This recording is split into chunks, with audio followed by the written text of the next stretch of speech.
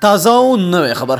آیا تاسو خبر یاست چې د افغانستان کرکټ ملي لوبغاړی لوبډل مشر راشد خان چا کرکټ ته راوستی او څنګه کرکټ ډګر ته راغی؟ د هر سره په دغه ویډیو کې وګورئ. ګرانو زړه ته رانږدې مینوالو، السلام علیکم، وخت مو بخیر، ستړي مه شئ. د افغانستان پخوانی روزونکی انظمام الحق افغان ملي ټیم ته د راشد خان د راتګ کیسه کوي. وای زه چې د افغانستان روزونکی وم، د ټیم مدیر شیراغه همکار راته وویل چې یو هلک دی راشد نومیږي او زبردست بالر دی. وای ما ویل تر څو چې مې په خپلو سترګو نه وي لیدلی باور نشم کولی.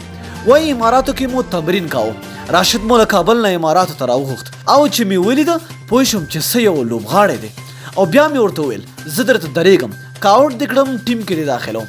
زه ورته ودرېدم او ده راته بال وکړ. وای د راشد ګوګلي بال ډېر خطرناک دی. وای زه یې آوټ نه کړم خو ټیم کې مې داخل کړ. انظمام په خپل یوټیوب چینل کې وایي چې د لوبغاړو د غوراوي د کمیټې غړو مخالفتونه کول او نه یې غوښتل چې راشد ټیم ته راشي. هغه مهال څوک د دغه کمیټې مشر او غړی و. انظمام د چا نوم وانخیست خو ویې ویل چې د ټیم د غوره کړل شویو لوبغاړو په لیست کې د راشد نوم نه و. وایي ما ویل تر څو چې په لیست کې د راشد نوم نه وي زه یې نه منم. وایي بیا یې د زیمبابوې سفر ته انتخاب کړ او راشد بیا د ټیم دایمي غړی شو. انظمام د راشد خان د بیټینګ ستاینه هم کوي او وایي چې که زه یې روزونکی وای دی به مې ټاپ آرډر بیټینګ ته راوستی.